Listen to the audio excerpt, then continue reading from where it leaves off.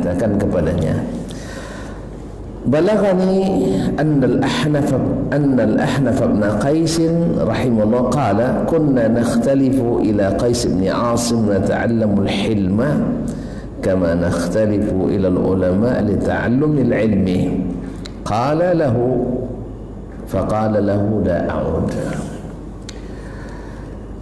Sampai kepadaku berita, kata Ibrahim bin Adham, bahwasanya Al-Ahnaf ibn Qais An-Nakhai adalah salah satu pemimpin kabilah An-Nakha yang terkenal dengan santunnya, terkenal dengan pemaafnya, terkenal dengan pemurahnya, terkenal dengan keadilannya. Dia disebut dengan Sayyid. Jadi yudrak bihil mathal, menjadi tamthil bagi pemimpin yang mengayomi dan melindungi masyarakatnya. Al-Ahnaf ibn Qais yang sangat terkenal dengan al-hilm, santunnya, sampai orang-orang Arab menyebutnya sebagai tamsil. Al-Ahnaf ibn Qais qala kunna nakhtalifu. Di mana Ahnaf ini dapat yang seperti ini? Qala kunna nakhtalifu ila Qais ibn Asim. Kami dulu sering mendatangi Qais ibn Asim. Qais ibn Asim rahimahullah nata'allamul hilma, belajar sifat santun.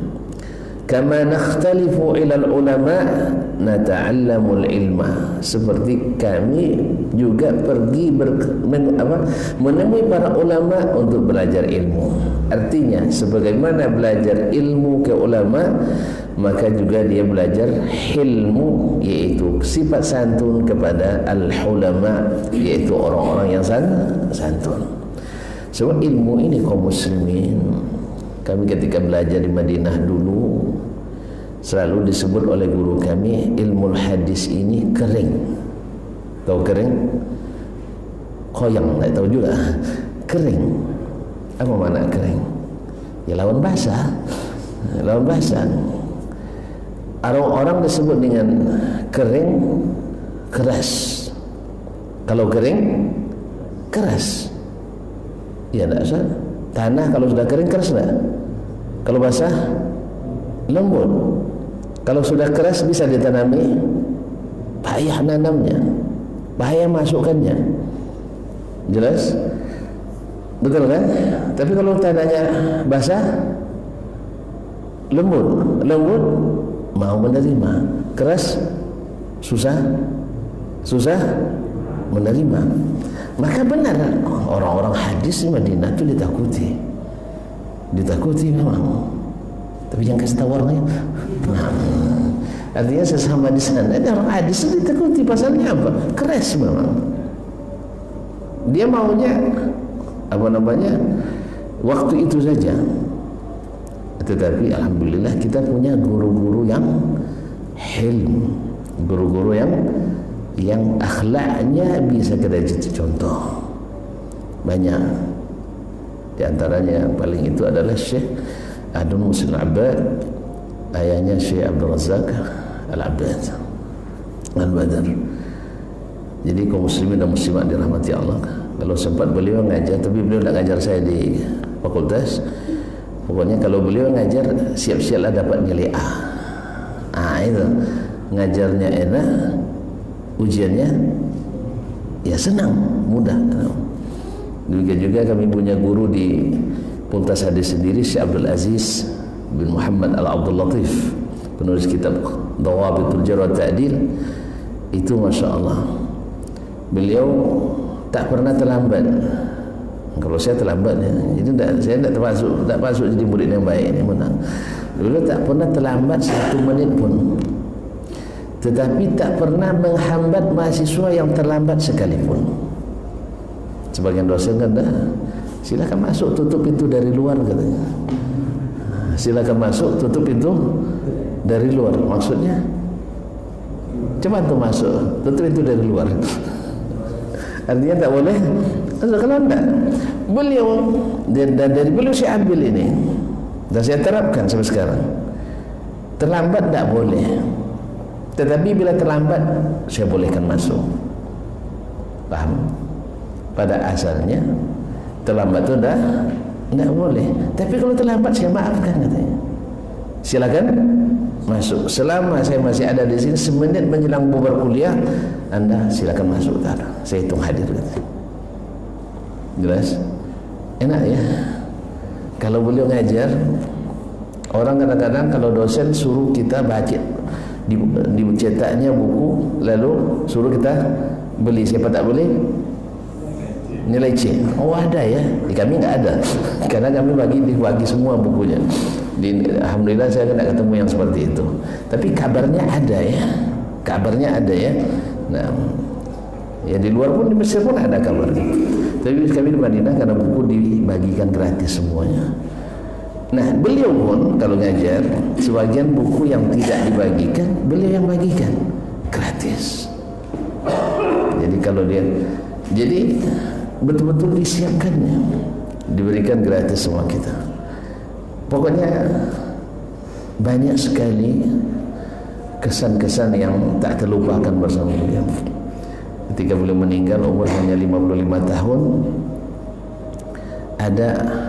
ternyata ada 4 orang yang paling merasa kehilangan. 2 cleaning service, 2 mahasiswa yang belum dapat beasiswa. Tahu tak tuan-tuan kenapa? Tahu tak tuan-tuan kenapa? Cleaning service ini gajinya sebulan hanya 350 rial dari perusahaan, bukan dari kampus. Perusahaan yang kita kontrak, yang dikontrak oleh kampus. Dan dapat dari Syekh 500 rial setiap bulan, lebih tinggi dari gajinya. Dan Syekh minta dia untuk berjanji, tak ada yang boleh tahu kecuali setelah saya mati. Tak ada yang boleh tahu kecuali setelah beliau mati. Setelah mati ada ria lagi, tak kan? Ria itu kan datang sewaktu masih hidup. Saya masih juga ada orang yang juga berpesan ke saya, menyampaikan bantuan ke seseorang. Tolong jangan, kamu pun tak boleh tahu berapa saya kasih, dan dia tak boleh bercinta pada siapapun. Kalau mau saya kasih, kalau tidak. Ustaz, nah, doalah mudah-mudahan kita dapat itu ya. Nah, sayangnya kok tidak ke kita dikasih nih ya. Pokoknya saya kasih antum, tapi jangan bilang orang lain. Tak, dia suruh cari orang lain atau ditunjuknya orang lain. Tidak apa-apa ya. Kita jadi jalan menuju kebaikan. Nah, kalau tak ada yang berminat, berdoalah mudah-mudahan kaum muslimin dan muslimat dirahmati Allah. Jadi dia tidak. Yang kedua apa namanya? Jadi orang Bangladesh itu sangat sedih dia, kehilangan. Karena ketika meninggal Syekh berarti rezekinya menurut dia dari Syekh sudah habis. Wallahu a'lam. Allah musta'an. Kaum muslimin dan muslimat dirahmati Allah. Dia dapat memang buah memang tak jatuh jauh dari pokoknya. Dia punya ayah bertetangga dulu dengan tetangga yang selalu menyakitinya,